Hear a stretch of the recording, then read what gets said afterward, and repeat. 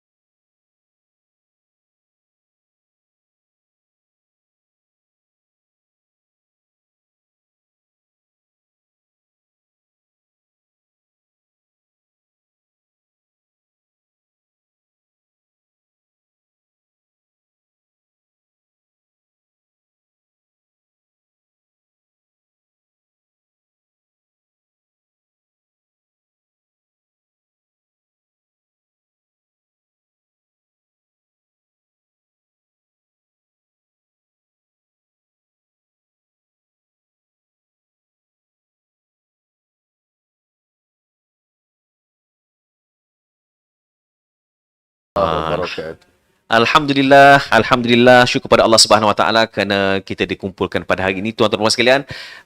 Saya nak tanya, apa khabar semua, sihat ke? Biasa kalau kita program live ni, kalau saya tanya macam tu tak ada orang jawab. Dia jawab pun kita tak dengar. Kan? Tapi hari ini alhamdulillah kita di Yapim hari ini alhamdulillah untuk satu program yang sangat menarik yang akan kita bincangkan, satu forum ke mana pergi akadmu, dan hari ini kita dihadiri pula oleh penonton-penonton secara realiti, bukan maya lah. Jadi maknanya ada respon, kalau tanya soalan ada orang jawab, kan? Kalau kita buat lawak yang penting ada orang gelak, kan? Sebab memang antara cabaran jadi penceramah dan secara online ni, memang kita buat lawak kita terpaksa gelak sendiri.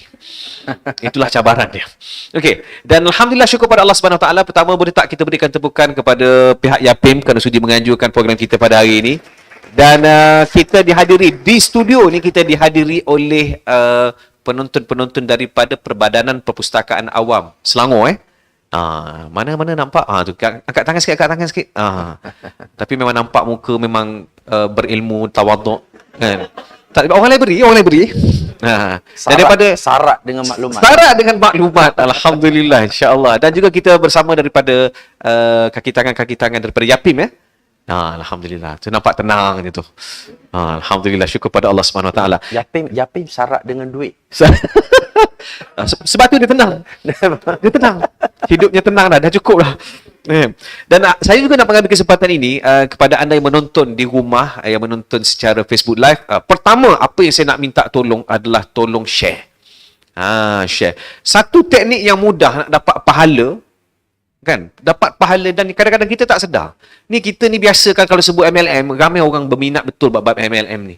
Sebab apa? Labur sekali, lepas tu masuk berkali-kali. Tapi orang lupa MLM pahala yang sebenarnya antara yang paling mudah nak dibuat, tak payah bayar. Apa dia? Bila kita share perkara-perkara yang baik di Facebook, di media sosial kita tu, kita tak tahu kesannya sampai ke mana. Kan? Bayangkan dengan satu butang yang kita share hari ni, contoh forum hari ni, ada rumah tangga yang dapat diselamatkan. Allahu Akbar, besar impact dia. Ada orang yang dulu bergaduh, bila hari ni tengok forum, kan, apa yang dikongsikan oleh Prof Makno, apa yang dikongsikan oleh Ustaz Isfadiah, rupanya boleh baik semula. So kesan daripada kita tak sedar, mungkin hanya satu share yang kita buat. Jadi sebab itu kita mulakan pagi ini dengan sama-sama kita share ramai-ramai, insya-Allah semoga ramai yang dapat manfaat. Dan saya juga nak ambil kesempatan ini untuk mengucapkan ni kepada warga Yapim, untuk makluman semua, Yapim sudah pun menyambut ulang tahun yang ke-38. Boleh tak kita berikan tepukan, subhanallah. Kan? 20 Julai 2012 cukup 38 tahun. Sebenarnya Yapin ni sama umur dengan saya rupanya. Sama. Sama. Yang ni kita kena buat due diligence sikit. Okey. Alhamdulillah. Baik. Jadi seperti biasa, insyaAllah sebagai mukadimahnya, kita nak mulakan forum kita pada pagi ini. Dan sememangnya tajuk yang diberikan untuk dibincangkan adalah kemana pergi akadmu. Dan saya ingat saya nak tanya khabar sikit lah. Lama tak berjumpa, lama tak sembang. Saya duk follow Facebook, duk follow Insta. Profesor Madya, Dr. Haji Muhammad Nur Muhammad. Assalamualaikum Prof. Saya panggil Prof sedap sikit. Waalaikumsalam warahmatullahi wabarakatuh. Sihat ya? Alhamdulillah. Biasa bro je kan? Biasa bro. Alhamdulillah. Sihat alhamdulillah. Allahu akbar. Sebab saya tahu saya follow Insta Prof pun saya tahu memang sibuk. Banyak program, kan? Ceramah sana sini. Alhamdulillah.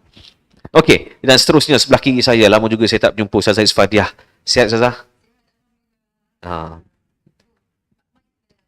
Kena pegang juga nampaknya. Okay, right. Okey. Dengar suara. Bau sedap sikit kan dengar suara tu kan. Alhamdulillah. Baik. Ustazah ada pergi ni umrah, bawa umrah? InsyaAllah dalam bulan 12 nanti. Bulan 12 nanti. Jadi kalau siapa nak pergi umrah, lepas ni kita bincang kat belakang lah. Boleh. 25%. Minta siap-siap lah. Baik.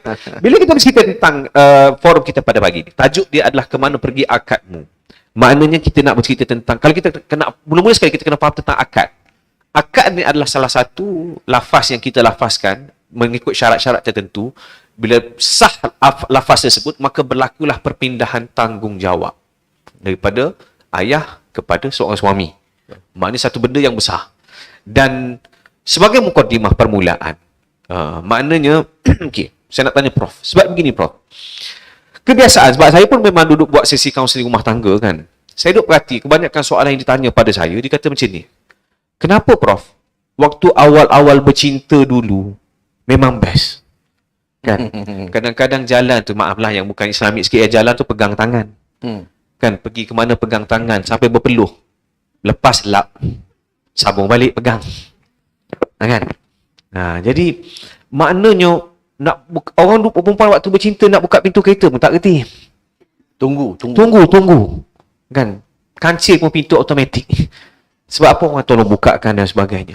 Kan? Bila bercakap telefon kan, yang biasa lah, paling biasa kalau bercakap telefon. Bila nak masa bercakap tu tak ada hal. Masa nak letak tu, awak letaklah dulu. Taklah awak lah dulu. Tak, awak letaklah dulu. Akhirnya sambung lagi setengah jam. Nak ceritanya begitu indah rumah tangga ni, begitu indah perasaan dan emosi cinta ni sebelum berkahwin. Tapi kan bila berkahwin, kenapa dia jadi sangat berbeza? Kenapa kita rasa macam sebab gini Prof. Kita pilih dia sebab kita rasa dia yang terbaik. Banding-banding banyak calon tu dia yang terbaik, betul tak? Kan kita pilih dia sebab dia rasa dia yang paling menepati perasaan kita, emosi kita dari segi rupa, kan? Dan kita rasa dia yang paling kita yakin untuk menjaga kita. Tak ada orang kahwin sebab benci tak? Tak ada. Jadi Prof, silakan. Saya duk dengar daripada awal soalan. Tadi dengar cerita orang tanya kita kan. So, kenapa suruh saya jawab? Sebab saya tanya Prof balik. Sebab saya tak jawab lagi soalan tu. Saya dengar cerita ada ramai orang tanya. Jadi saya tunggu jawapan lah. Bismillahirrahmanirrahim. Alhamdulillah, salatu wassalamu ala Rasulillah wa ala alihi wa man wala. Terima kasih sahabat baik saya, Tuan Fazli. Ini kekanda saya sebenarnya. Ada orang kata saya nampak lebih tua pada kakak saya. Tapi saya tukar sikit ayat, nampak dia lebih muda daripada saya. Jadi saya tak nampak tua lah kan. So tak ada perkataan tua je sebenarnya. Ayat tu tak sambung nak habis. Ayat tak sambung. Ustazah Isfadiah. Tuan-tuan dan puan-puan dikasihi sekalian, Assalamualaikum warahmatullahi wabarakatuh. Alhamdulillah, kita rafat syukur kehadrat Allah Subhanahu Wa Taala. Saya yang lebih bersyukur sebenarnya bila dapat poster tu, tengok Allah, dua sifu ya. Yapim ni betul-betul dia nak letak saya, nak bagi menempel je dekat pakar-pakar ni kan. soalan yang moderator tanya pun saya jawab pendek-pendek je lah. Nanti kalau tak faham ataupun nak sambung lagi, tanya Ustazah Fadiah pula. Saya rasa fenomena biasa tu bila kita sebut lepas kahwin, ramai orang kata berubah. Maknanya orang ramai biasa lah, orang biasa. Kalau orang tak biasa, dia dah faham. Ya. Tapi tengok macam yang ada kat depan kita ni, ada yang belum kahwin ni. Boleh tanya? So, soalan saya nak tanya balik soalan diorang. Mana akadmu? Sebab yang ni kemana pergi akadmu kan? Tak ada lagi, dah nak cari balik dah. Tapi okeylah. Untuk pengajaran masa depan kan. Persediaan. Cuma yang belum ada pengalaman, sebenarnya tajuk ni tak ada tu sangat. Okey je tajuk ni. Tak pelik mana pun. Kemana pergi akadmu? Okey. Dia takut lepas kahwin, kemana pergi isterimu? Tu susah. Kemana pergi suamiku? Lagi susah. Tapi macam yang Tuan Fadli cakap tadi, sebenarnya sebelum kahwin, kita original. Okay? Kita original. Bila, bukan sebelum kahwin. Daripada awal kita ni manusia biasa, manusia yang ada fitrah kemanusiaan. Bila nak kahwin, sebenarnya kita berubah jadi pelakon sekejap. Ini kena faham betul-betul. Kita berubah jadi pelakon sebab kita nak menang award. Orang berlakon ni dia nak menang award je. Ya. Lepas dah habis lakonan dia, dah habis. Tak ada orang berlakon sampai mati. Ya. Sebab itu bila moderator tanya kenapa dulu belum kahwin lain, lepas kahwin lain. Lepas kahwin dia dah dapat award. Itu yang jadi, bila dah lepas kahwin dia dah balik kepada asal, manusia asal. Sebab itu saya selalu pesan macam ni, Tuan Moderator. Saya kata kalau kita nak kahwin, kita jangan nilai masa bercinta tu. Kita kena belajar kenal manusia yang sebenar dulu. Pasal kita nak kahwin, okey. Kita nak kahwin dengan lelaki, suami kita lelaki. Bila nak kahwin lelaki, kita belajar ilmu mengenali lelaki yang original. Tak kira lah masa dia berlakon depan kita tu. Yang tu kita jangan hirau. Ya. Aku dah kenal dah kau. Gitulah lebih kurang. Jangan terpesona sangat. Jangan terpesona sangatlah. Ya. Nak ambil mudah tuan-tuan. Orang lelaki ni tak berapa romantik. Tak payah nak sembang lah. Tak payah sembang lah. Dia panggil sembang kari dia panggil. Orang lelaki, fitrahnya orang lelaki tak romantik. Orang lelaki ni dia lebih kepada IQ. Dominan dia IQ. IQ ni rational. Sebab tu orang lelaki bila dia buat keputusan apa-apa, dia pakai logik. Ya. Itu orang perempuan sakit hati tu. Ya. Kalau saya silap nanti kakak saya jawab balik. Orang perempuan kadang-kadang dia kata, bang jom pergi Giant. Suami dia kata, nak pergi Giant buat apa? Waktu tengah jam macam ni. Waktu tengah jam memang tak cerdik pergi Giant. Ya, saya setuju. Habis waktu dekat jam. Kau lelaki. Setuju lah. Tulis lah maknanya kan. Betul lah kan, lelaki betul. original. Lelaki original. Tapi orang perempuan bila suami jawab macam tu, nak pergi buat apa tengah jam? Ya. Habis masa tengah jalan je. Nak pergi Giant pun tak boleh. Bukan tak boleh. Bukan tak boleh. Tapi kalau nak jadi lelaki yang bijak, kita jangan bagi jawapan logik. Ini lelaki bijak. Kita nak naik up, next level. Bila isteri kata, bang, jom pergi Giant, kita pun pergi peluk dia. Pasal kita tahu, isteri kita orang perempuan. Orang perempuan ni, dia cakap lah macam mana, saya je ni tak kisah, orang cakap apa-apa pun saya okey je. Bohong lah. Orang perempuan, fitrah dia EQ lebih dominan, emotion. So, apa cara kita buat? Orang lelaki yang bijak, dia tackle emosi orang perempuan. So, kita pergi peluk dia. Yang bila yang cakap nak pergi Giant, baru abang teringat. Abang sebenarnya daripada hari Ahad, dulu lagi abang dah plan. Ingat nak ajak ayam pergi Giant, jalan-jalan kat Giant. Lepas tu, boleh pula terlupa. Kita pergi hari Sabtu ni lah yang. Ya. Nampak? Saya tengah bercakap dengan emosi. Saya bukan cakap logik. Ya. Memang saya nak bagi tahu jam, tapi makhluk ni tak faham. Lepas geram ni, pasal kalau ni cakap dengan skrin. Betul. Ni baru rasa ada orang. Tak, ini betul, ya. Kelakar lah, tapi bila kita balik, sebenarnya kita nak bawa dalam kehidupan kita yang kita kata harmoni, ya. Bila kita faham, kita rasa, saya selalu sebut, bila kita faham fitrah, sebenarnya hubungan kita sangat indah. Kita banyak nak marah for nothing, ya. Saya tak suka orang perempuan cakap banyak. Memang orang perempuan cakap banyak, ya. Kalau kat rumah kita ada mak kita tak berapa banyak cakap, ayah terpaksa take over. Ayah akan cakap banyak. Kita nampak macam okey je, mak diam, ayah cakap banyak. Sebenarnya dua-dua letih. Dua-dua penat. Dua-dua tidak fitrah, ya. Kalau mak cakap banyak, itu normal, itu biasa. Ya. Mak dia akan lega tau bila dia dapat cakap banyak. Daripada bilik nak pergi ke mesin basuh, ya. Semua benda dia beletek, baju, stokin atas lantai lah, apalah tak reti letak dia sampai kat mesin basuh, selonggok tepi mesin basuh. Beletek lagi kan. Ya. Tapi dia tenang. Cuba orang lelaki buat macam tu. Ya. Start daripada bilik ni, cuba cakap. Sampai ujung tu, pitam. Kita tak boleh, fitrah kita tak boleh nak fikir banyak. Ya. Itu kelebihan dan kekurangan masing-masing. So, saya tak suka orang perempuan cakap banyak. Tapi saya kahwin orang perempuan. So, apa yang saya nak pujuk saya, nak betulkan saya belajar tentang perempuan. Rupanya, saya sangat hargai orang perempuan yang cakap banyak ni. Pasal, bila waktu anak-anak saya nak pergi asrama, nak naik bas, nak pergi asrama, siapa yang nasihat? Mak. Mak yang banyak nasihat. Salah dia peluk, naik bas baik-baik, duduk, hormat orang. Nanti kalau bas berhenti jangan turun lama sangat. Jaga barang tu, jaga je duit, jimat cuma belajar rajin-rajin, hormat cikgu. Nanti jadi orang pandai. Budak tu nak naik bas je 2 jam. Takkanlah turun bas pandai kan? Tapi mak ni dia nasihat, bas dah jalan, ada lagi. Lupa tadi mak nak pesan satu lagi. Ada lagi WhatsApp. Tapi ayah, salam dengan ayah, apa ayah cakap? Orang lelaki ni. Jaga diri baik-baik. Itu kira ada idea lah tu, ada. Nasib baik ada idea. Jaga diri baik-baik tu pun nampak macam susah nak sebut tu. Satu je. Nampak macam berusaha juga kan. Gigih. Nampak gigih.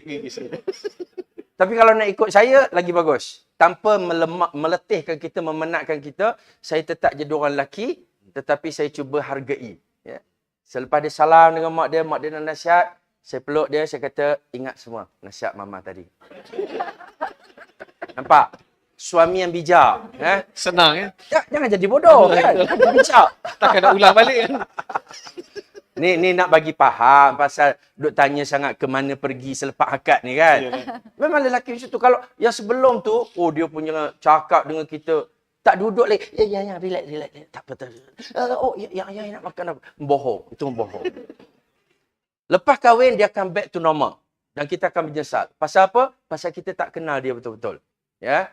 Saya nak bagi ringkasan je. Orang lelaki, yang sebenar dia lebih dominan IQ. Sebab itu, kalau dia cakap, dia macam pandai jaga hati. Ramai orang perempuan dia nak suami yang pandai ambil hati.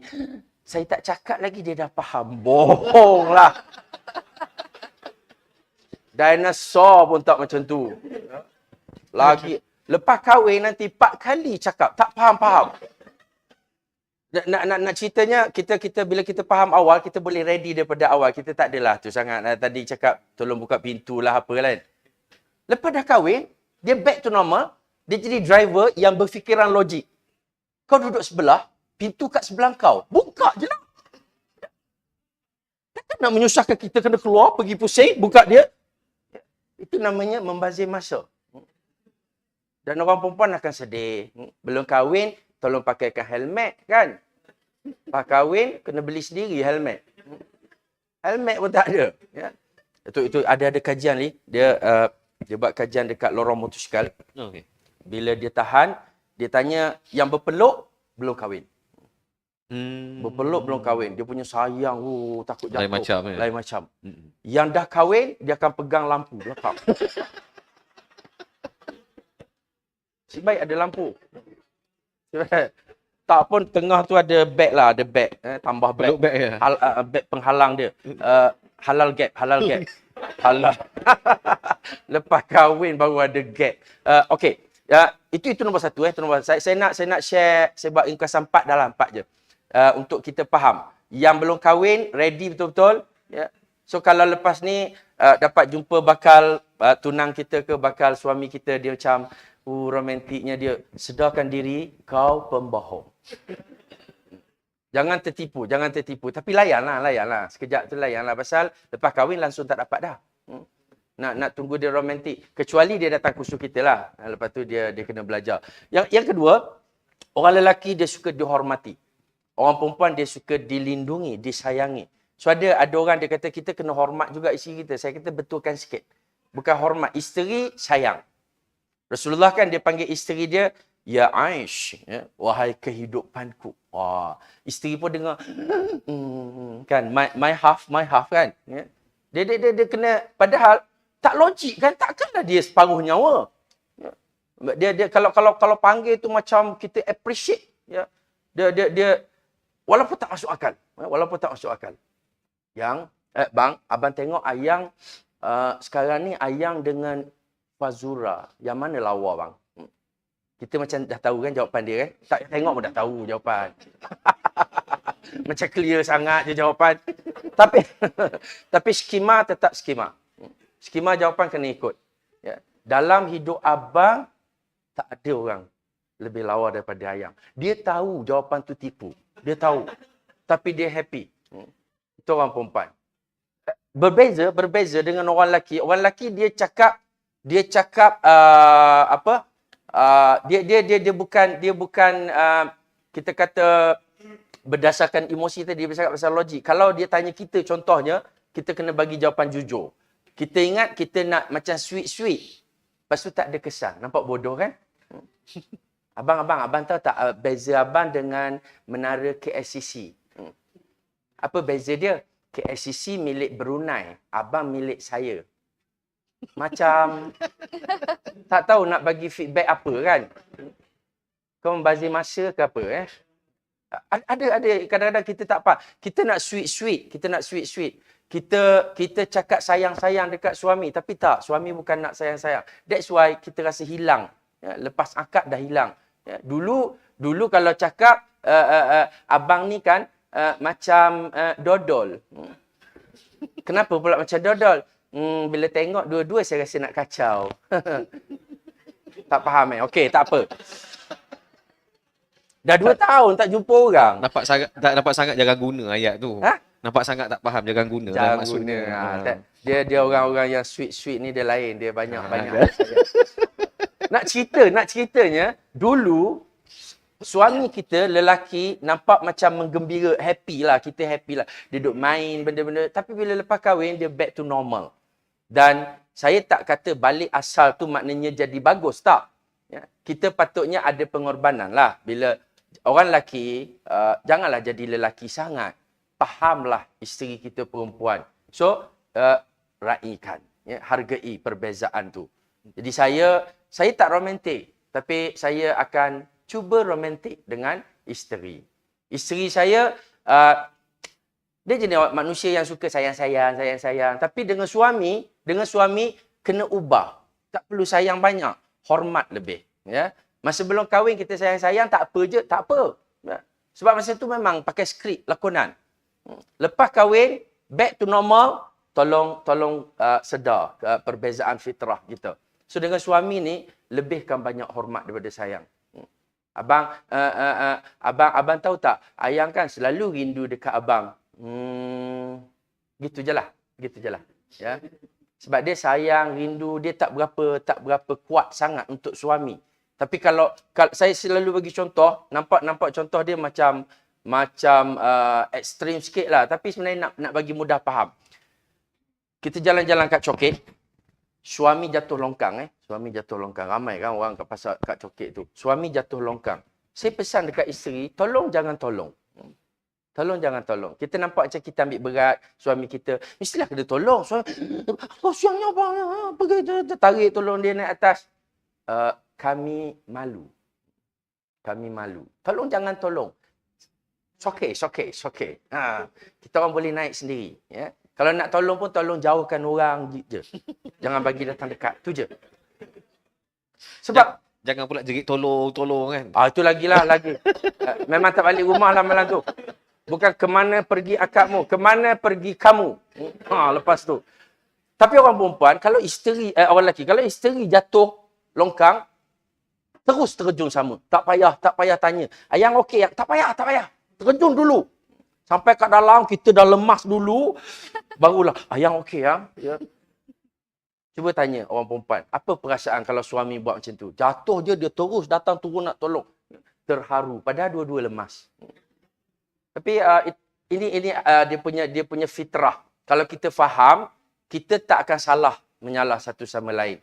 Indahnya hidup kita bila kita hargai persamaan kita dan kita hormati perbezaan. So, balik ringkasan soalan dia, saya rasa tak ada beza apa pun. Cuma jangan jadi tipah tertipu tu je. Ya. Jangan tertipu dengan waktu yang berlaku masa kita berlakon.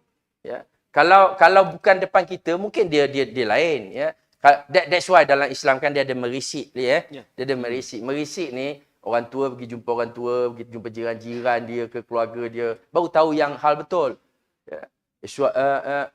Luqman ni dia memang jenis ambil berat Ya. Semua muka macam muka pelik. Maknanya taklah tu. Kan? Dia perlu berisik. Tapi depan kita mana dia akan berlakon. Sebab kita jumpa sekejap je. Dan kita akan kahwin 24 jam. Ya. Barulah kita jumpa macam-macam selepas kahwin tu. Ya. Sebab itu, jangan tersilap tafsir mengatakan pasangan kita berubah, tetapi kita yang tersilap faham sebelum tu. Ya. Samalah isteri pun. Isteri belum kahwin.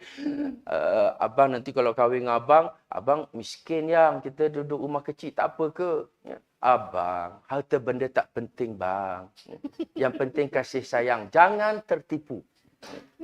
Ni yang dah kahwin ni semua kena tipu dah kan? Lepas tu macam-macam benda dia minta kan lepas kahwin. Memanglah macam tu. Ya, saya bukan jenis suka shopping.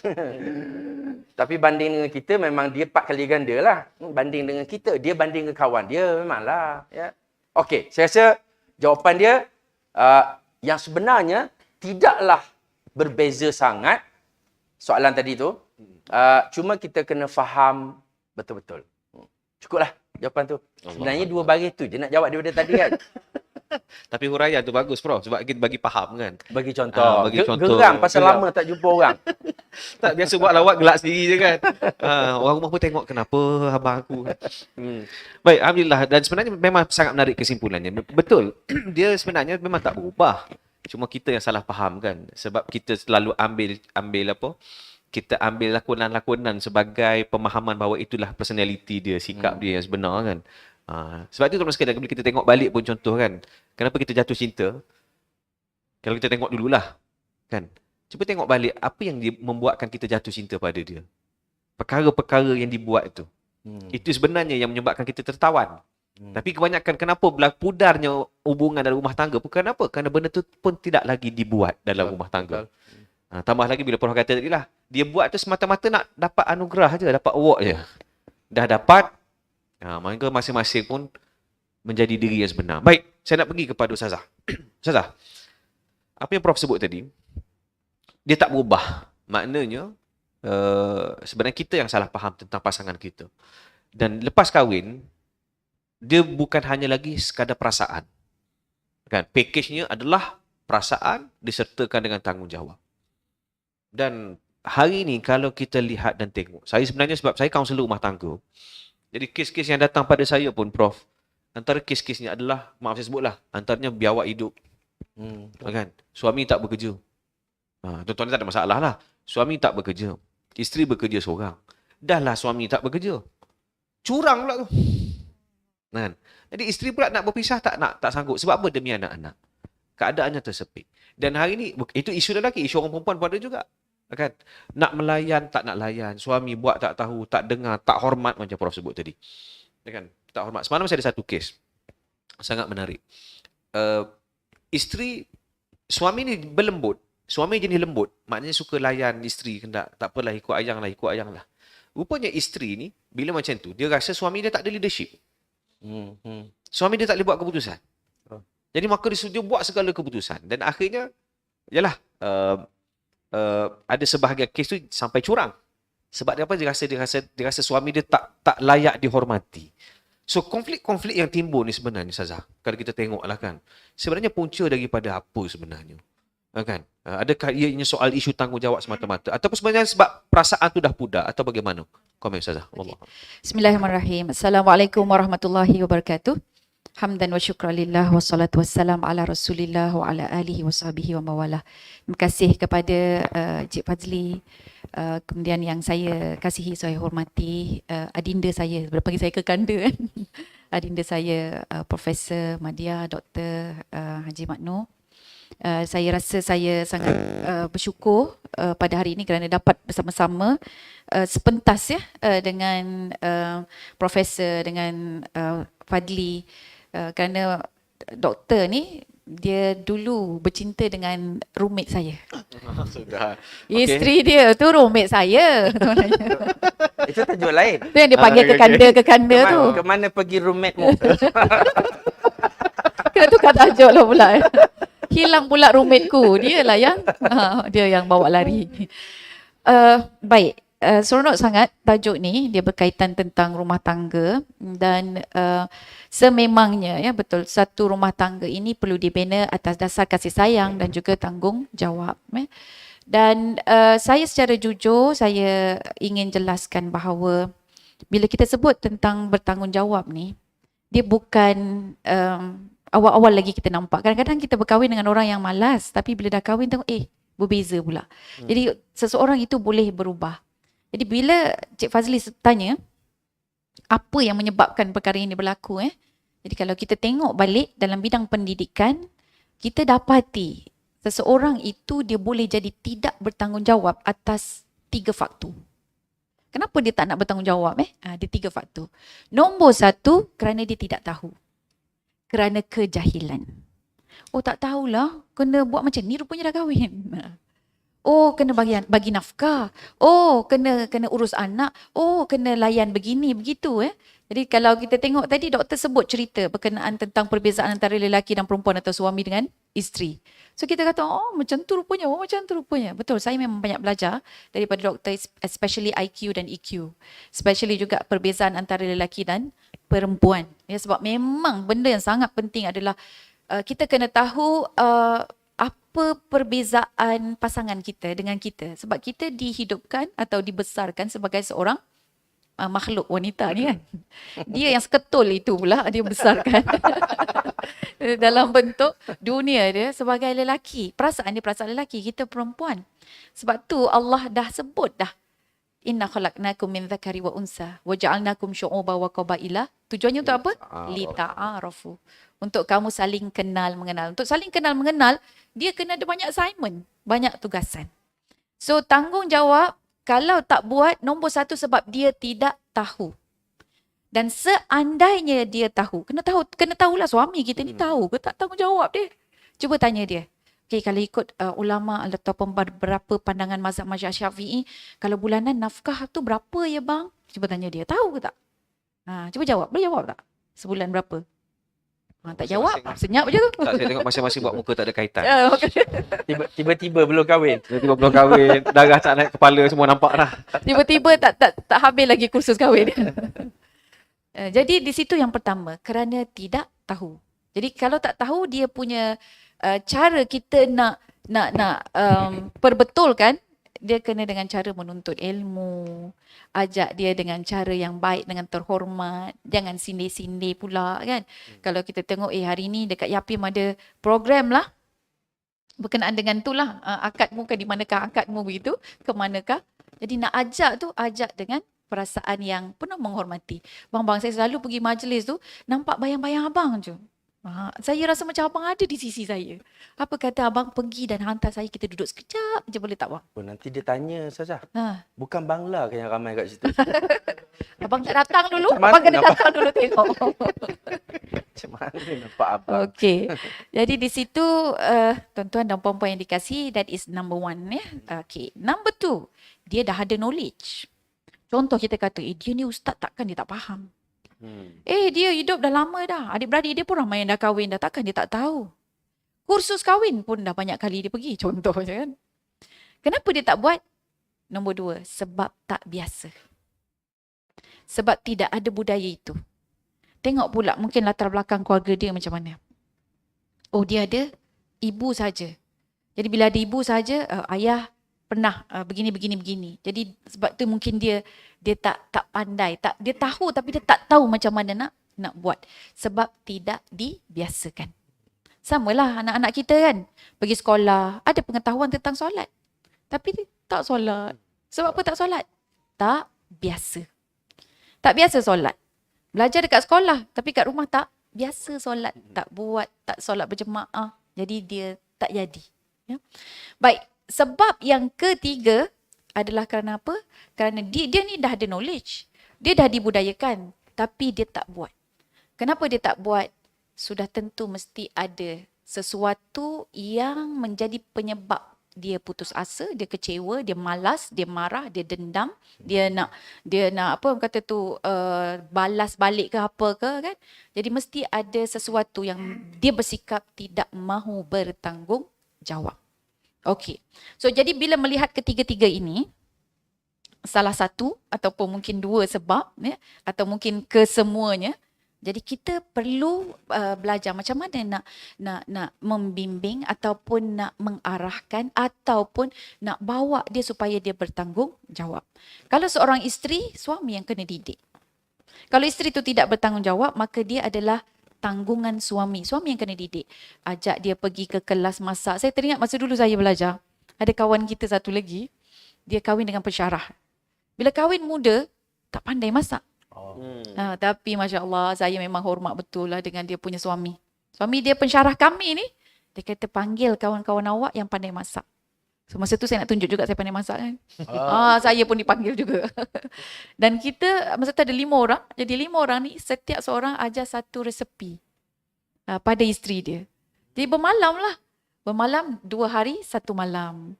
Malam kat situ kita masak, kita pun makan sama-sama. So Alhamdulillah, isteri dia pandai. Pandai masak.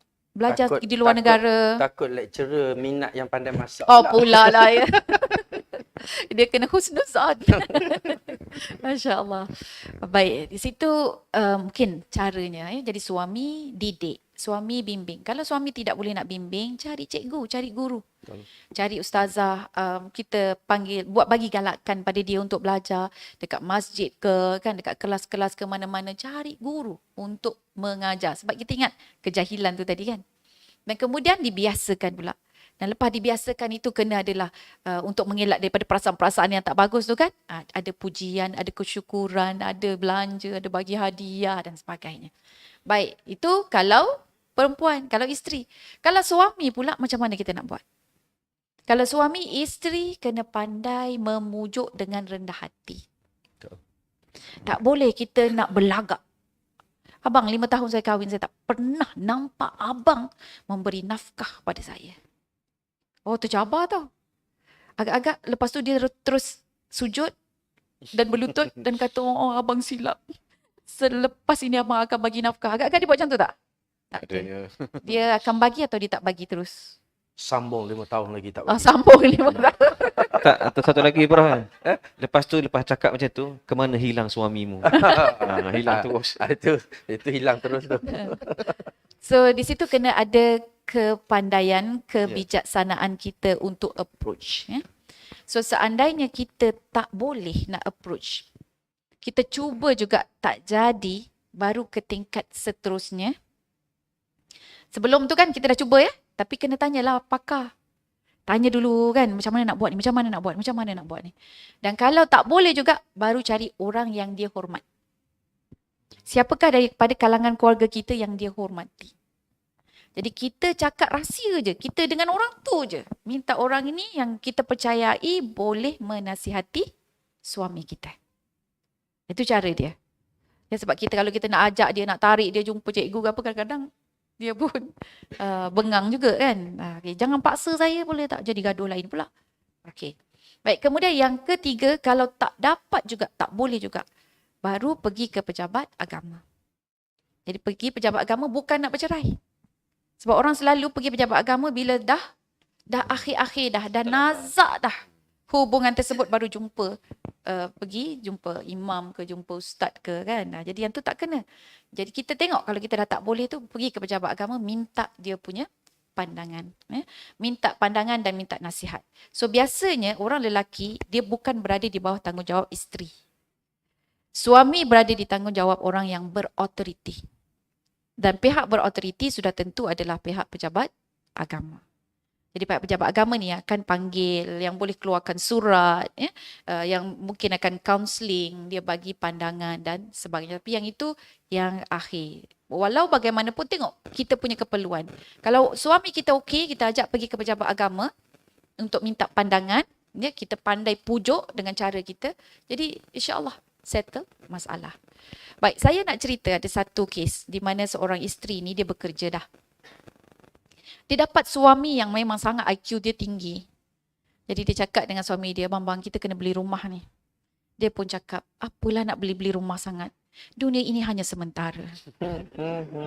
Segalanya adalah pinjaman belaka. Jawapan tazkirah ni. Sebab selalu dengar lah kan ustaz-ustazah cakap. Jadi dia pun kata macam mana ni nak buat dengan suami dia. Dan suami dia pun jenis kalau nak bagi nafkah tu kena minta dulu. Jadi kalau tak minta dia tak akan bagi. Jadi apa dia buat? Dia tulis senarai setiap bulan tu apa yang kena buat. Kena bayar bil api, bil airnya. Lepas tu dengan keperluan dapur lagi, keperluan anak-anak lagi. Semua tulis gitu. Lepas tu dia pun tunjukkan pada suami dia. Bang, ni setiap tahun, setiap bulan kita kena keluarkan dalam 5,000 bang. Okey, dalam 5,000 ni macam mana? Abang rasa abang boleh bayar berapa untuk nafkah kita satu family? Jadi suami dia memang bijak kan? IQ tinggi.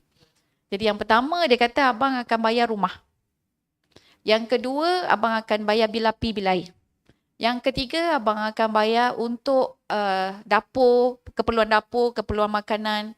Dan kemudian pakaian awak boleh ambil sendiri tak? Dia cakap gitu. Lepas tu untuk pendidikan anak-anak kita bayar half-half. Well, jadi Masya Allah. Selesai. Jadi itu cara saya rasa yang mungkin terbaik kita kena berbincang bersama-sama suami dan isteri. Dan benda ini jangan lakukan sekali saja. Bulan depan kena buat balik. Bulan depan kena buat lagi. Okay, tahun depan pun kena buat lagi sebab mungkin dia punya bajet berubah. Ya. Saya ada kenal satu sepasang suami isteri ni. Isteri dia tak boleh berbincang langsung pasal keuangan dan tanggungjawab dengan suami dia. Dia kalau bincang aja jadi gaduh. Suami dia kata suka hati akulah. Gitu. Suami dia cakap okay, kalau nak bincang sangat pasal bil api, bil air apa semua, sendiri-sendirilah. Kalau kau rasa kau bertanggungjawab, kau bayarlah. Gitu, dia punya ego dia kan. Tapi isteri dia ni, dia jenis sabar. Dah ada anak, dah masuk 3 anak, dah masuk 4 anak. Dia selalu solat hajat. Ismail hajat kata, ya Allah, jadikanlah suamiku suami yang bertanggungjawab. Sebab kita tengok tanggungjawab suami itu pun kena tahu. Bukan semua benda yang dia kena cover. Jadi tanggungjawab dia yang penting adalah tempat perlindungan rumah tu, sama ada sewa ke ataupun beli. Kemudian makan minum kita, itu tanggungjawab dia juga. Kemudian apa yang kita pakai, itu pun tanggungjawab dia juga. Dan kemudian pendidikan untuk kita daripada sudut rohani, setakat menjadi isteri yang solehah. Bukan isteri yang ada PhD jadi isteri yang solehah. Tak kisahlah ada PhD ke tak ada PhD ke, tapi dia kena bimbing isteri dia menjadi isteri yang baik ataupun isteri yang solehah. Jadi itu antara tanggungjawab suami tu je. Termasuklah kalau tempat perlindungan tu keselamatan dan sebagainya. Rumah kan termasuklah perabot-perabot dia. Tapi perabot pun perabot yang asas. Yang asas saja. Jadi kalau kita nak lebih-lebih contohnya langsir dan sebagainya, yang tu kena buat bajet lain. Kena tahu pula apa tanggungjawab suami. Sebab tadi kembali balik kepada asal, dia mungkin tak tahu apa tanggungjawab dia. Dia ingat makan minum je. Kan? Dia ingat, okey, kalau dah ada rumah ni, kita duduk dekat rumah mak saya cukup lah pada dia. Okey, jadi tak apa kalau misal kata kita redha. Kalau kita nampak ada tak boleh ke, kita kena bincang balik dengan suami kita. Baik. Jadi yang terakhir, bila kita tengok pasangan ini, Masya Allah, dia tak boleh nak cakap dengan suami dia tak boleh. Suami dia kadang-kadang bila cakap je, dia pun keluar, start motor pergi. Jadi dia selalu solat hajat. Selalu solat hajat. Dan kemudian, tahu tak? selepas 13 tahun berkahwin. For the first time. Sebab dia selalu bawa suami dia ni pergi ke kursus tu lah, kursus ni kan. Jadi akhirnya suami dia terbuka. Terbuka hati, terbuka minda dia untuk duduk berbincang merancang ekonomi keluarga. Tapi lepas anak tingkatan 1 lah. Anak dah masuk tingkatan 1. 13 tahun ambil masa. 13 tahun ambil masa. Okay, jadi bincang tu dia barulah boleh nak bincang. Dan kemudian bila bincang, sebab dia mulakan dengan perancangan kan. Merancang, bila merancang baru nampak ekonomi dia bagus. Jadi dia pun dapat orang kata rezeki lah. Yang datang dengan baik. Sebab apa? Sebab suami dan isteri dia satu hati satu kepala. Jadi Masya Allah saya rasa itu mungkin beberapa tips ya ataupun tindakan yang boleh kita lakukan seandainya kita dapati pasangan kita tidak bertanggungjawab. Secara kesimpulannya pertama kena fahami masalah tu kenapa. Dan kemudian yang kedua, ambil tindakan bermula dengan tindakan yang tidak mengaibkan dia sangat. Tidak mengaibkan pasangan kita. Bermula dengan diri kita. Watawasau bil haq. Kita menasihati, kita bimbing, kita tunjukkan cara, kita pujuk ya. Dan perlu pula watawasau bis sabr, berpanjangan ya, bukan sekali saja lepas tu bye-bye ya. Okay, wallahu alam. Allahu Akbar. Alhamdulillah, kupasan yang sangat menarik daripada Ustazah. Dan sebenarnya kan antara faktor kenapa suami stres, isteri stres. Antara faktor besar kenapa? Sebab kita nak ubah pasangan kita. Betul. Itu yang paling stres tu. Awak kena buat macam ni kan. Kawan tu tak biasa buat macam tu. Kemudian pula dia pertemuan budaya kan. Konflik pertemuan budaya kan. Bayangkan contoh kan. Kalau kita kahwin. Saya tanya. Tuan dah kahwin? Tengok sebut salah nak anggut ke tidak. Okey. Siapa nama tuan? Tuan Syazwan dah kahwin. Umur berapa tuan? 26. Dah berapa tahun kahwin? 7 bulan. Tak sampai setahun lagi. Tahniah. Subhanallah. Akadnya masih segar. Tak, katakan umur 26 kan. Kita kahwin, katakan isteri umur 26. Kita dibesarkan dengan budaya 26 tahun di rumah kan. Berbeza dengan isteri kita kan. Contoh, di rumah, katakanlah, kita sebagai lelaki, bila dibesarkan dalam keluarga, mak kita urus semua. Contoh, baju digosok, apa semua kan. Semua mak urus, tanya tu, tanya ni apa semua, diurus. Isteri kita pula, jenis, ayah dia buat semua. Contoh, ayah dia buat semua kan. Maknanya basuh baju sendiri apa semua, ayah semua dia buat sendiri. Mak dia memang tak ni. Kan? Sampai baju pun digosok, seluar dalam pun gosok, tajam dia punya side tu. Kan? Jadi, bila kahwin, dia akan berlaku pertemuan. Sebab apa? Isteri dia mengharap suami dia macam ayah dia. Kan? Suami pula mengharap isteri dia macam mak dia, layan dia. Jadi suami tu pertemuan peringkat awal ni kadang-kadang kan. Setengah-setengah lelaki tu balik rumah bila lepas kerja kan, baju dia campak situ, tuala sepak ke sana, seluar dalam bawah katil. Contoh, sebab apa? Dia memang biasa macam tu.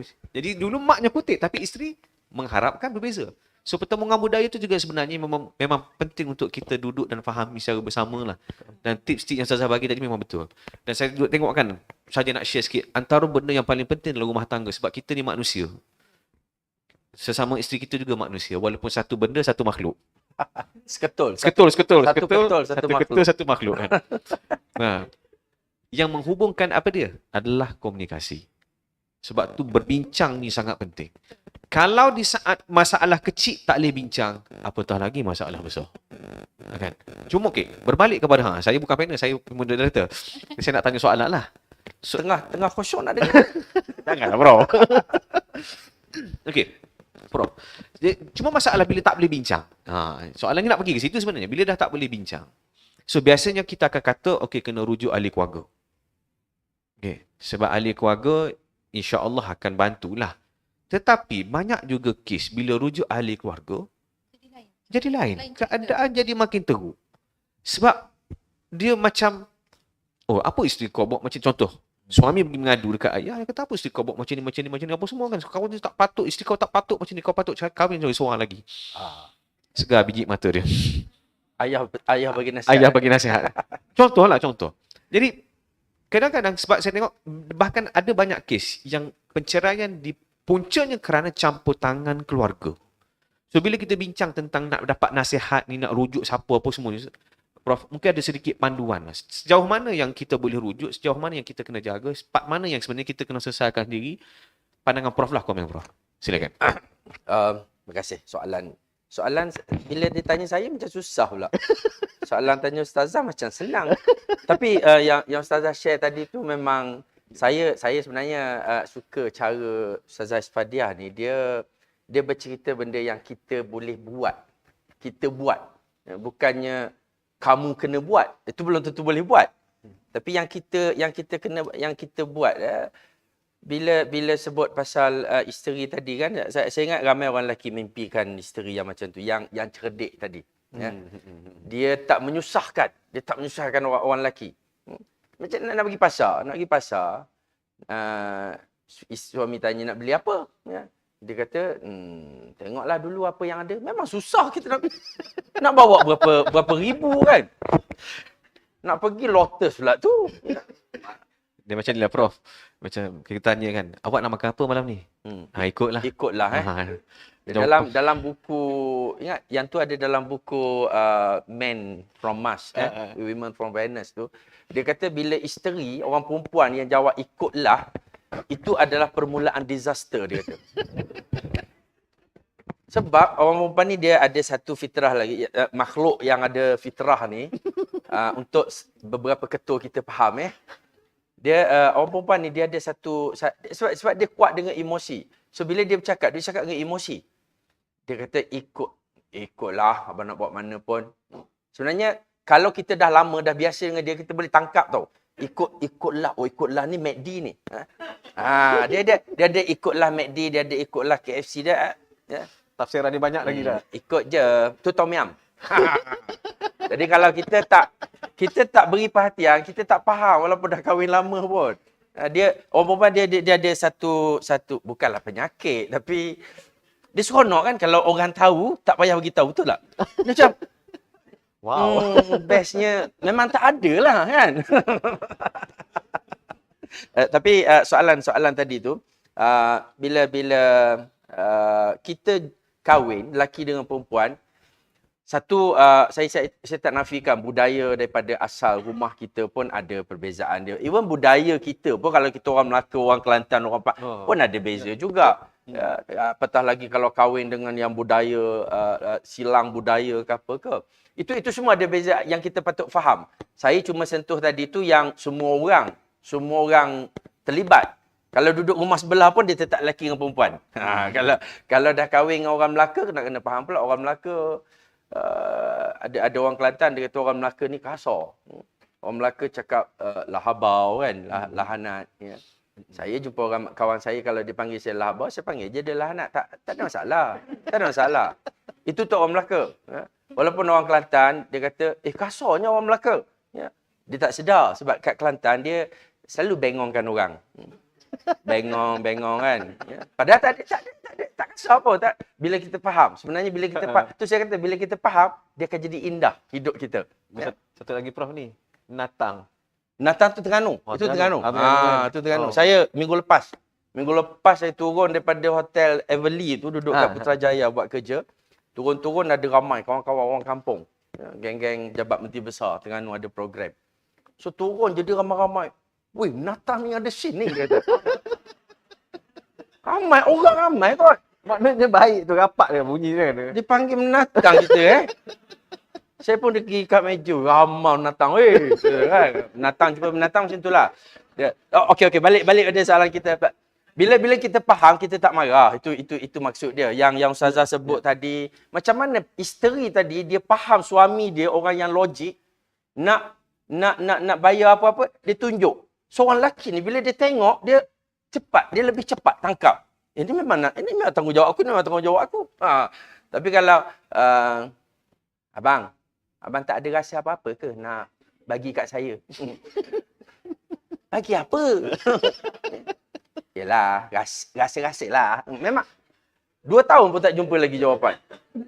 Sebab kita meneka dalam kesamaran itu yang susah tu. So kita tahu suami kita nak tackle kat logik, tackle dekat akal dia, ya. Bang, jom pergi pasar bang. Nak buat apa ke pasar? Ni barang-barang kat dapur dah habis 1 2 3 4 5. Nak buat tom yum kat abang, tapi macam mana nak buat kalau barang-barang ni tak ada? Tapi kalau abang tak nak pergi pun tak apalah, cuma tak bolehlah buat tom yum kan. Kejap lagi dah akan start kereta. Ya. Itu lelaki, bukan orang gila suami kita. Dia cuma ego dia. Ya. Tapi kalau kita cakap, fikirlah sendiri, kat dapur pun dah kosong. Dia memang sampai esok dia tengah fikir lagi. Sebab kita duk main perasaan, ada yang lebih teruk dia nak pergi apa, nak pergi Giant pun tak boleh. Memang pergi Giant bukan saja-saja tau, dia mesti beli barang.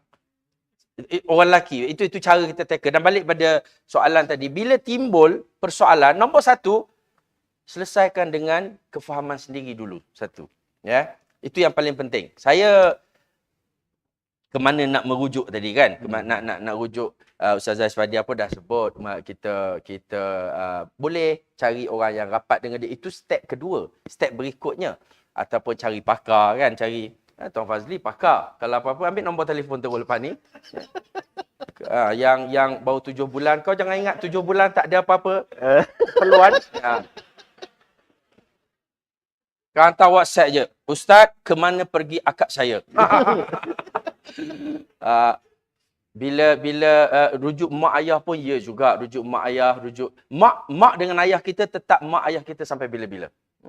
Umur berapa pun kita, mak ayah kita adalah mak ayah kita. Tak berubah. Yang tu tak berubah. Ada orang dia kata kita dah jadi suami, kita dah jadi ketua keluarga. Yes, kita dah jadi imam. Kita dah jadi mengetui satu keluarga. Tapi kita sendiri diketuai oleh ketua keluarga kita. So, mak dengan ayah masih ke atas. Mak dengan ayah, mak ayah mentua, sama.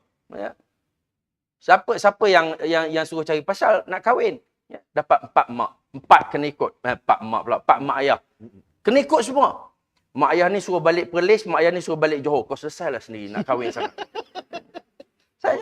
Jangan, tak boleh marah. Siapa suka kahwin jauh-jauh Kan? Siapa? Kita yang cari pasal, lepas tu kita nak marah. Mak you ni, ngada-ngada lah suruh balik Perlis. Ya. Siapa suruh kahwin?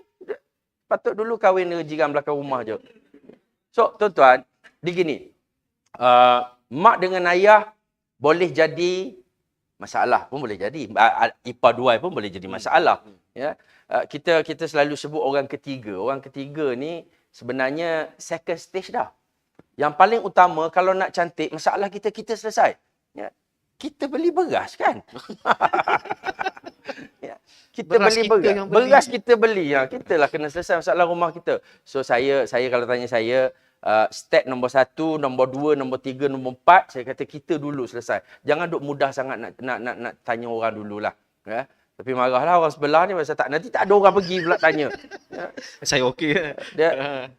Tetapi tak ramai orang mampu 1, 2, 3, 4 tu. Walaupun saya dah bagi 4 space kosong untuk selesai sendiri dulu, kita memang perlukan orang ketiga juga. Ya. Kita memang perlu. Sebab tu saya sebut tadi, cari orang yang rapat dengan pasangan kita, dia mudah nak tackle. Ya. Di waktu kita tak rapat, kita cari orang yang rapat dengan dia. Ya. Dan kalau nak merujuk mak, ayah, saya cadang macam ni. Cuba dulu langkah pertama bersilang. Ya. Langkah bersilang. Ini dalam ilmu psikologi. Ya. Kalau kita nak tanya pasal isteri kita dekat mak ayah dia, ya, isteri kita nak tanya mak ayah dia, macam mana nak dapat pandangan mak ayah dia tentang isteri kita? Kita tanya ayah dia. Tentang isteri, tanya ayah isteri. Kalau kita nak tanya pandangan mak ayah suami, tanya mak. Sebab kalau tanya ayah suami cerita pasal suami, laki cerita tentang lelaki. So dia macam bias. Ya, tanya mak. Sebab kita pun isteri kan, kita orang perempuan. So kita jumpa mak dia, mak, abang ni gini, mak rasa macam mana? Ya. Dia lebih dekat untuk faham. Kalau kita nak tanya masalah isteri kita, jangan kita tanya ayah. Kita suami.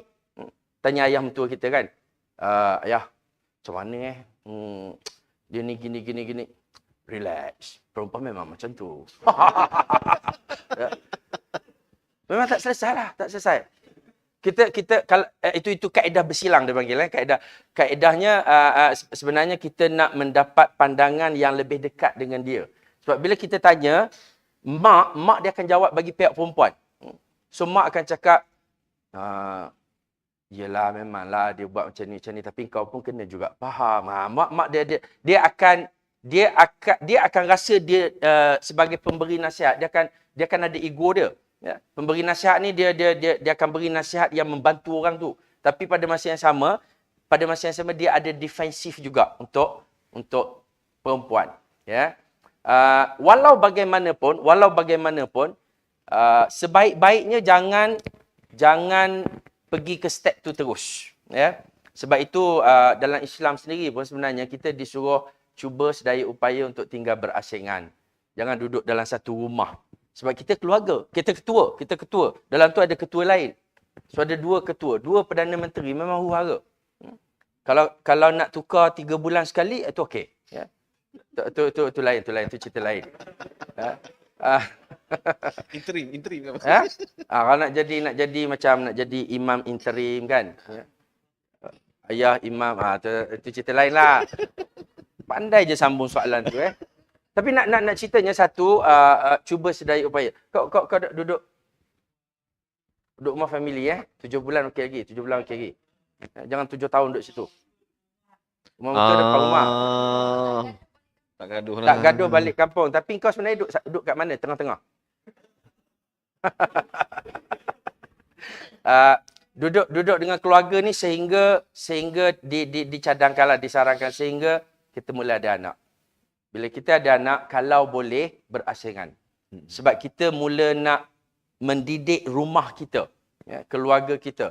In fact, kalau ada keupayaan sebenarnya duduk berasingan, kita ambil kira lah kan dengan ekonomi kita semua. Tapi kalau boleh duduk berasingan, walaupun dekat, tapi duduk berasingan. So kita kontrol kita abang long kawasan lain. Sebab kita kena didik leadership kita juga. Kalau kita duduk rumah mak dengan ayah kita, kebarangkalian akhirnya isteri tak hormat kita pun ada tau. Sebab semua benda kena ikut cakap mak dengan ayah. Boleh jadi juga.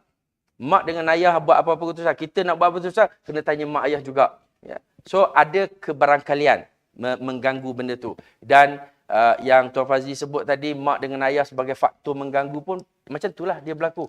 Kalau kita dah duduk berasingan, dia terelak sikit lah daripada gangguan. Kontrol lah kan. Kita kontrol kita. Walaupun ada juga mak dengan ayah selalu datang lah, apalah. Itu cerita lain.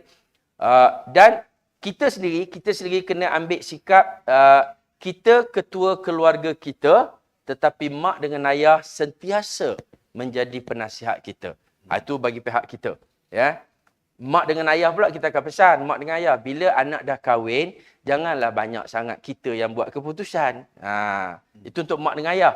Tapi nampak semua tak berapa tua lagi. Jadi kita bagi tahu yang baru-baru akad je ni. So, yes, kita kena ada leadership dengan isteri kita. Kita kena ada apa-apa keputusan kita. Tetapi pada masa yang sama, kita jangan lupa mak dengan ayah kita. So, mak dengan ayah dia akan seronok bila anak dia selalu rujuk dekat dia, selalu hormat pandangan dia. Tapi, keputusan kita.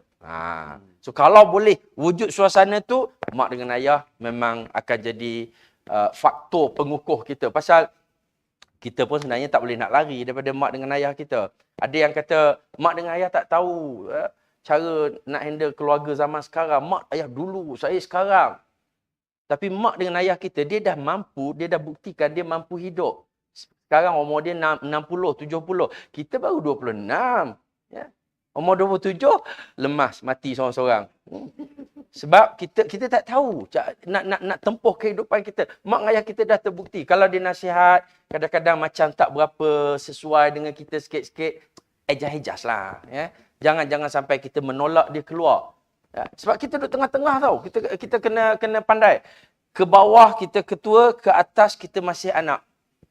Dan kalau dalam kes-kes yang berlaku mak dengan ayah terlalu banyak masuk campur, yang itu macam mendesak sikitlah keluar daripada rumah. Ya, supaya kita boleh hilangkan sikit pengaruh tu.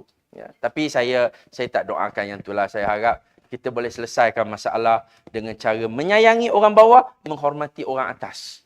Menyayangi keluarga kita, itu tugas kita, dan menghormati mak ayah kita. Dan itulah yang akan jadi lebih harmoni hidup kita. Mudah-mudahan. So saya rasa bolehlah kot terjawab soalan tadi. Alhamdulillah. Boleh rujuk mak ayah, tapi tengok stage-stage dia dululah. Ya. Kalau kita nampak pasangan kita memang ada masalah dengan mak dengan ayah, itu jangan rujuk mak ayah dia. Pasal dia melanggar tadi tu, yang Ustazah sebut tadi. Jangan tanya orang yang memang dia Ada tak isu boleh kan? ngam, tak boleh ada isu awal-awal. Yang tu jumpa Tuan Fazli lah. Sebab dia ada pihak ketiga, ada pihak mahkamah. Memang akhir sekali perjalanan konflik ni dia akan pergi sampai akhir sekali mahkamah. Tapi saya selalu pesan, mahkamah tempat orang salah. Rumah tempat orang salah faham. So kita ni banyak salah faham. Selesaikanlah kat rumah. Ya, jadi bijak, bila faham boleh selesai kat rumah. Ya, yang jenis see me in the court, buat court badminton sebelah rumah. Wallahu a'lam. Allah. Saya bawa raket dalam kereta ada. Bawa Bawa. Ada. Saya pun ada. Ada. Baik, Alhamdulillah, terima kasih Prof atas kupasan yang sangat menarik. Dan sebab tu saya rasa antara benda yang paling penting dalam rumah tangga ni adalah kita kena menjadi suami atau isteri yang bijak. Perkataannya bijak. Kenapa? Sebab kita contohlah kan, kadang-kadang ada orang tanya saya, kan, macam mana saya nak buat antara isteri dan mak? Kan, nak pilih mana satu? Saya kata janganlah pilih salah satu. Sebab kalau pilih salah satu, satu lagi tu korban. So kena pilih dua-dua. Tapi macam mana cara dia? Sebab kadang-kadang, maaf saya sebutkan contoh, kalau contohnya konflik antara mak dengan isteri. Biasa suami ni masalah suami apa? Dia jadi berpihak. Masalah. Kalau dia berpihak pada mak, isteri tergadai. Terkorban. Kalau dia berpihak pada isteri, mak pula tak dihormati, mak pula tergadai. So saya kata kena jadi bijak. Macam mana? Contoh, ada perkara tertentu menangkan mak, tapi pujuklah isteri. Kan? Belilah hadiah kan.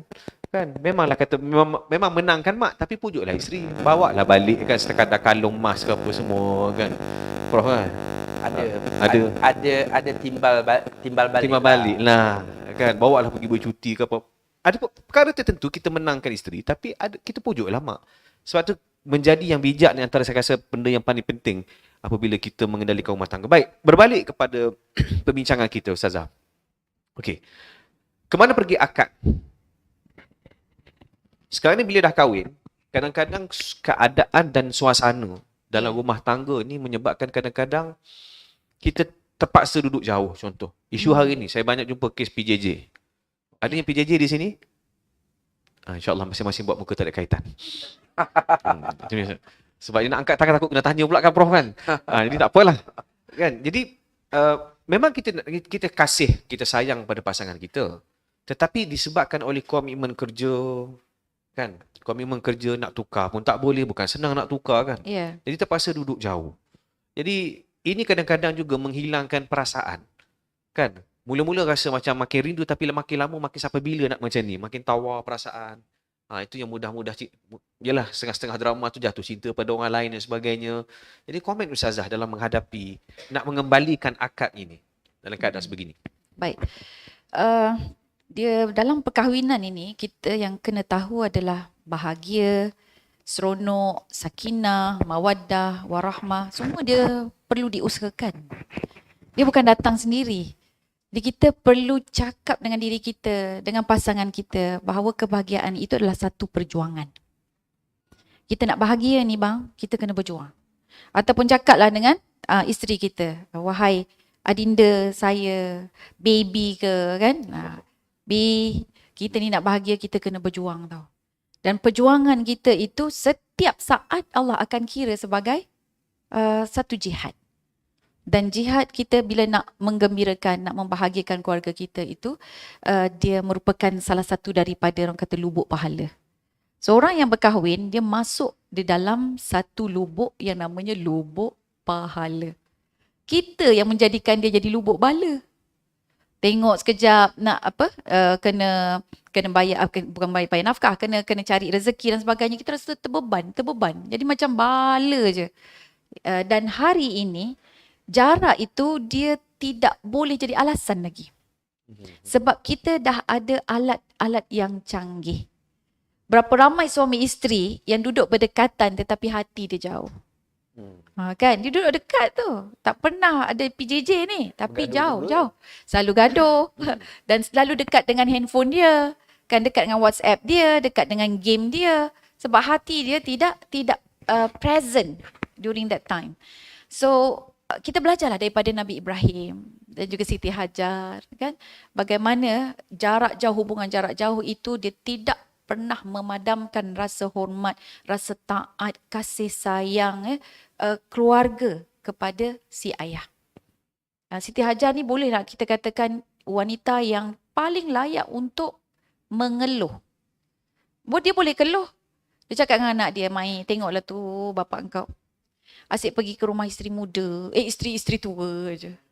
Yang pergi ke rumah Mak Sarah saja." Dia boleh cakap gitu, tengok dia tinggalkan kita dekat tempat yang kering kontang kan. Tapi Siti Hajar dia faham apakah misi dan visi. So that's why awal lagi kita kena tahu dan faham bahawa perkahwinan ini merupakan lubuk pahala yang perlu bahagia itu diperjuangkan. Jadi kita tidak ada istilah macam, "Alamak, dia tak baik untukku." Kan? Ataupun mungkin aku ni tak baik untuk dia, dia tak baik untukku. Sedangkan dia perjuangan. Kita boleh letakkan sekufu itu sewaktu dalam perkahwinan. Nak jadi sekufu tu, kita perlu perjuangkan. Saya teringat Ustaz Fazli, ada satu masa seorang ayah dia nak mencari menantu yang terbaik bagi anak perempuan dia. Nak cari menantu yang terbaik kan. Dia kata, "Yelah Ustazah," dia kata, "saya ni nak buat tanggungjawab wali yang terakhir. Sebelum saya nak serahkan anak saya kepada lelaki ataupun kaum seketul-seketul tu kan." Jadi saya kata, "Apa yang tuan buat?" Sebab dia kata dia minta saya tolong carikan. Saya kata, "Apa yang tuan usahakan?" Saya duduk di masjid ni, solat subuh. Tak ada anak muda Ustazah. Jadi saya tak boleh nak cari jodoh bagi anak saya. Tak ada. Saya kata, "Ada tuan." "Ada Ustazah?" "Ada." Oh, dia nampak macam excited. "Yang mana Ustazah?" Saya tunjuklah yang tu, yang umur 60 tahun, yang umur 70 tahun kan. Prof sekali lah masuklah kan. Oh, Saya dia muda 36 tahun. 38 tadi. Okey, jadi kemudiannya mesej yang saya nak sampaikan, saya kata kebaikan seseorang itu perlu diusahakan. Jadi kalau orang nak tiba-tiba baik kan, tak ada semua, tak ada siapa yang sempurna. Nobody is perfect. So jadi kita kena terima hakikat bahawa dalam kehidupan kita berumah tangga ia merupakan satu proses. Sama juga dengan bahagia. Jangan jadikan PJJ itu sebagai satu sebab. Jadikan dia sebagai salah satu sebab untuk kita bahagia. Why not? Kalau bercinta boleh pula kita rindu-rinduan kan. Setiap hari call. Jadi kita guna kaedah bercinta itu sewaktu kita berkahwin. Sebab tadi doktor dah sebut kan. Sebab kita berlakon saja waktu berkahwin. So why not jadikan ia sebagai satu sikap yang benar-benar. Once you do that, itulah perjuangan dan itulah yang akan dibanggakan oleh Nabi kita. Yang akan diangkat menjadi saksi oleh Allah Subhanahu wa Ta'ala. Walaupun memang dah usaha tak boleh, tapi kita yang perlu berusaha untuk menggunakan apa yang sedia ada. Jadi kalau ada handphone, gunalah handphone, video call, guna kata-kata manis. Kalau tak pandai, guna kata romantik, kata-kata manis. Pergi je ke Google, cari ayat-ayat cinta. Search. Kan? Lepas tu ubah sikit-sikit, lepas tu copy paste. Biasa dah buat macam tu kan. Bantuan banyak sekarang.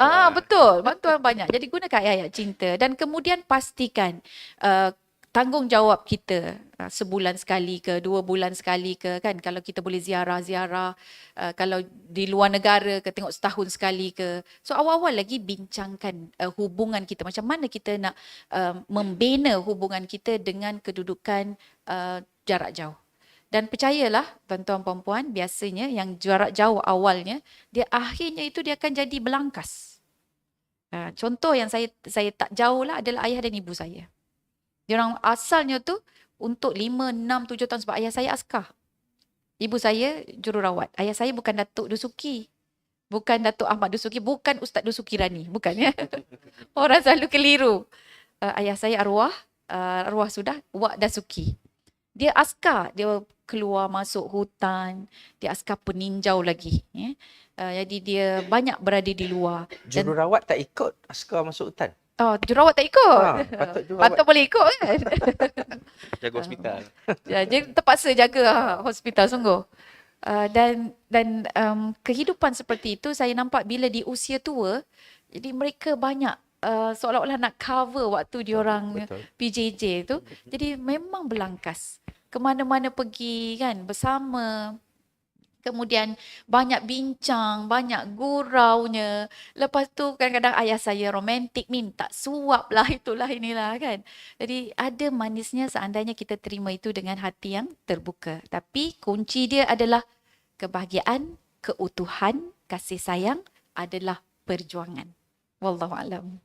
Allahu Akbar. Alhamdulillah. Terima kasih Ustazah atas perkongsian. Saya rasa cerita di hujung tadi sangat inspirasi sebenarnya kan. Sebab kita takkan dapat pasangan yang sempurna. Kadang-kadang contoh, kita dah kahwin, kita nampak kelemahan pasangan kita. Sewaktu mendepani kelemahan pasangan, kita nampak kebaikan orang luar. Itu bahaya. Kan? Nampak kebaikan orang luar, nampak dia lebih baik pada suami aku. Kita bandingkan pula. Dan ada kes yang dah bercerai, kemudian kahwin dengan yang dia duduk puja, yang dia duduk kagum tu. Tak lama pun Jumpa benda tu juga. jumpa benda yang sama. Sebab macam tadilah, dia berlakon juga, yang tu berlakon yang baik tu kan. Okey, baik. Tuan-tuan sekalian, kita nak buka ruang untuk soalan, kalau ada soalan nak ditanyakan, dan insya-Allah kita ada hadiah hadiah yang akan diberikan. Saya dimaklumkan percutian 3 hari 2 malam dekat Masjid Shah Alam Pakej Qiyamul-Lail Tiket pun pergi saja. Dekat pergi. Balik sendiri lah. Balik sendiri. Okey, ada soalan silakan. Okey, kalau kita berikan mikrofon, cuma jangan bawa balik je lah. Cuba Okey, letak, ada. Cuba letak Cuba. mikrofon tu dekat hadiah. Assalamualaikum Ustazah. Assalamualaikum. Saya nak tanya, saya dengan suami macam dia orang Kelantan, saya orang Utara. Okey. Orang ada masalah bahasa. Dia macam suka cakap, macam Ustaz cakap lah, bodoh. So, Okey. sebagai perempuan yang seketul ni, dia ada perasaan yang macam kecil hati apa semua tu. Macam mana nak atasi benda-benda macam tu? Okey. Yang bab bahasa ni saya ingat saya Prof. Ustazah ya. Ustazah. Ustazah. Saya gunakan cara saya je ya. Saya akan gunakan bahasa yang sama untuk dia.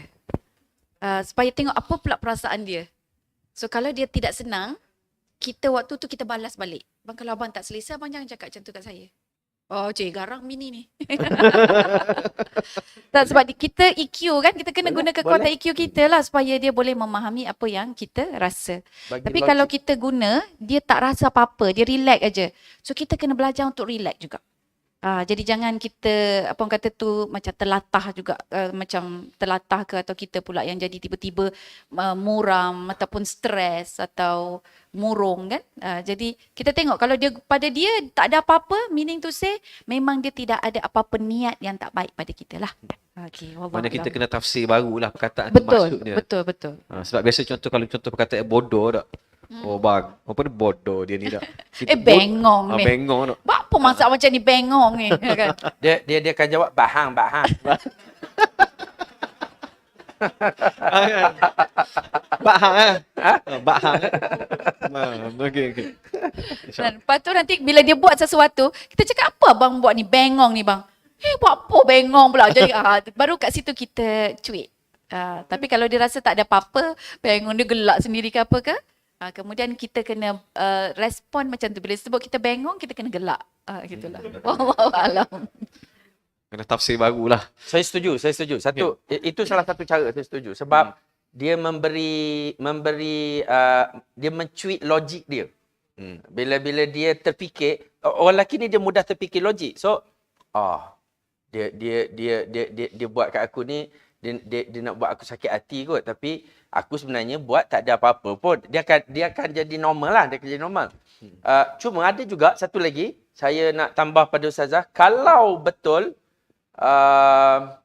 nak dia berubah, saya tak tahulah, kalau logat lain, logat tu mungkin dia tak boleh nak tinggal logat dia, tapi kalau bahasa yang lemah lembut, bahasa tak kasar sangat, kita nak dia mungkin lebih romantik sikit ke apa ke, kita teruskan kita punya respon yang positif tu sampai akhirnya dia rasa macam bodoh lah seorang-seorang dia buat benda.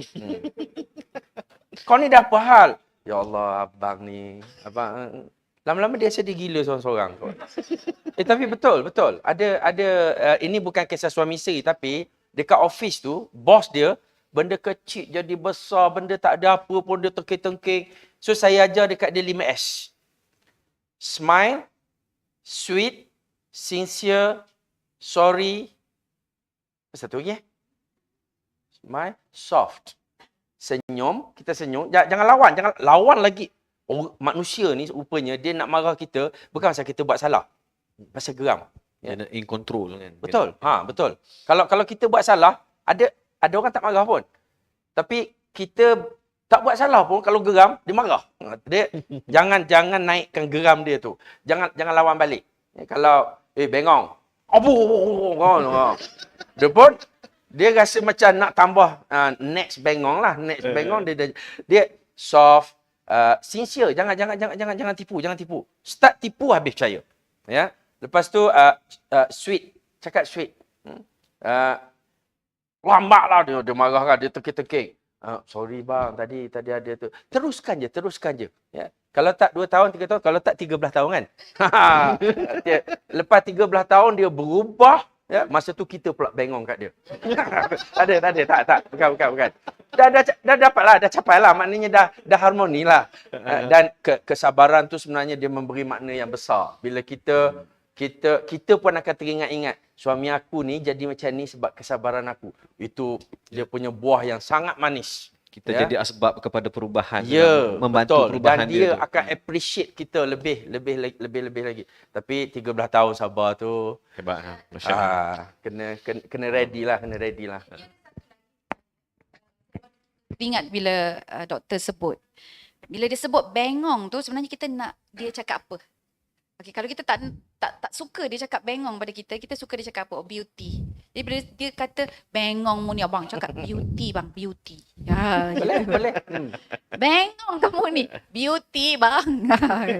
Jadi kita dengan nada yang positif, Yes. dengan 5S tadi, ya. kita createkan benda macam tu, insya-Allah. Ya. Jangan buat muka, jangan sindir-sindir dah. Jangan, ya. Kata kau orang bengong dia. Kan? Dia kira bengong kita, bengong dia tak kira. Abang cakap bengong. Saya lagi baik lah. Saya beauty. Ya. Jangan sindir. Tapi, Allah abang sebut bengong. Sebut beauty lagi best kan abang. Senyum, hormat, insyaAllah. Ya. Lama-lama dia pun macam, aku seorang je ke bodoh rumah ni kan.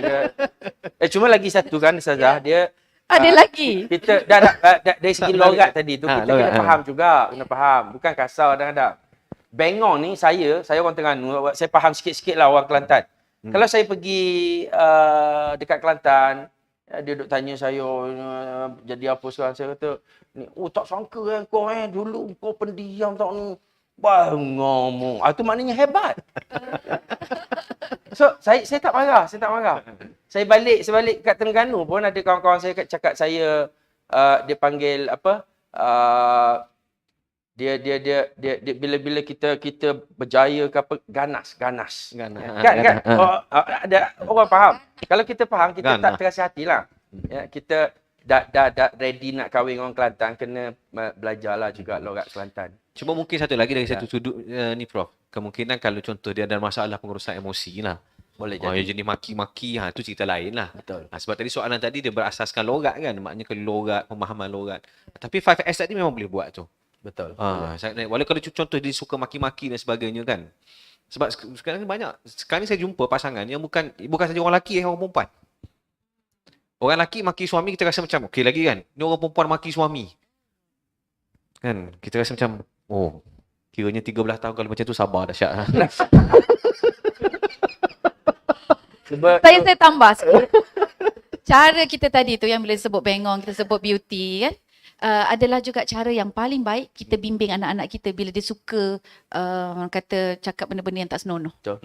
Okay, kalau dia sebut kan, kita sebut sweet. Jadi kat situ dia ada alternatif daripada sebut benda tu perkataan yang lain.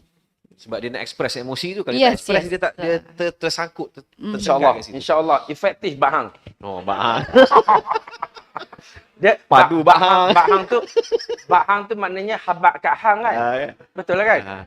Padu bahang. Pala hang ku butak. Okey, mungkin ada satu lagi soalan kan? Ada dua soalan. Okey, silakan.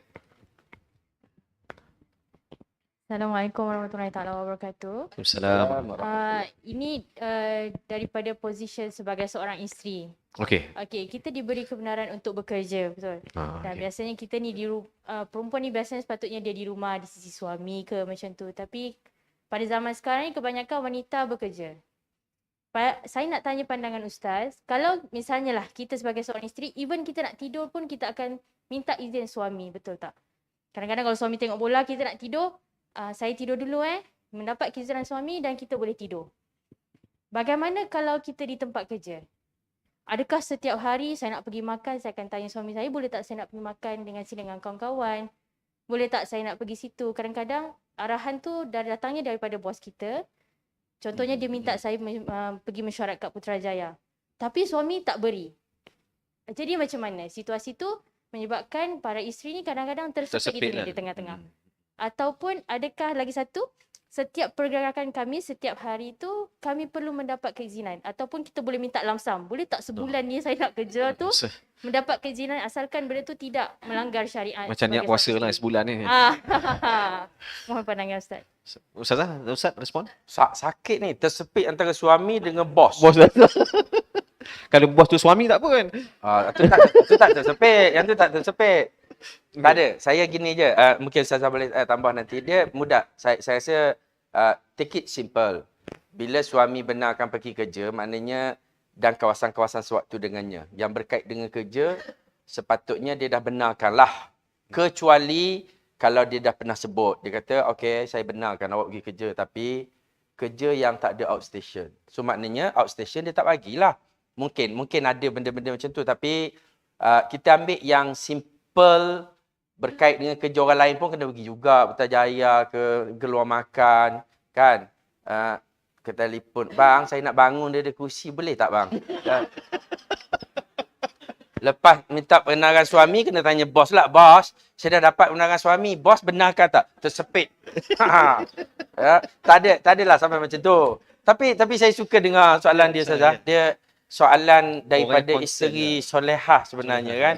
Nak tidur sebab tak minat Manchester United. Jadi minta izin lah. Nak tidur. Sebelum masuk gua. Tapi bagus macam tu. Kita biasakan macam tu. Suami akan rasa dia dihormati. Tapi yang tadi tu berkaitan dengan tempat-tempat kerja. Saya rasa dia dah beri kebenaran langsam tu sebenarnya. Dah bagi pergi kerja. Kecuali kalau ada benda lah. Saya setuju apa yang doktor sebut. Sebab basically kenapa kita ini dalam Islam perempuan kena minta izin daripada suami. Jadi tujuan dia, matlamat dia, misi dia adalah kita berada di bawah tanggungjawab suami. Jadi untuk itu kita kena memudahkan urusan dia. Jadi contohlah kita kena tiba-tiba outstation sekejap saja, bukannya ni kan, tapi sampai petang. Balik biasa pukul 6 petang, ini mungkin pukul 8 malam. Bagi tahu je, bang saya ada outstation. So you can contact me by ataupun via ni. Jadi dia akan faham dan lebih kepada supaya dia mengetahui keberadaan kita, di mana kita berada, supaya kalau ada apa-apa dia akan mudah untuk bantu ke ataupun dia mudah untuk buat backup plan ke dan sebagainya. So saya rasa macam itulah. Dia jangan sampai balik lambat bergaduh. Gimana tadi? Tu Yeah. lebih baiklah kita maklumkan dulu macam tu. So saya rasa tak ada masalah kot. Dah ada masalah ke tak sebelum ni? Tak ada. Okey. Terima kasih. Ada lagi soalan? Ke kita dah habis Okey. Baik, so alhamdulillah. Lelaki memang tak ada. Memang kita memang secara ni kan kita dah rasional. Tak perlu. Tengok muka pro pegang. Tak, duduk berhati seorang-seorang.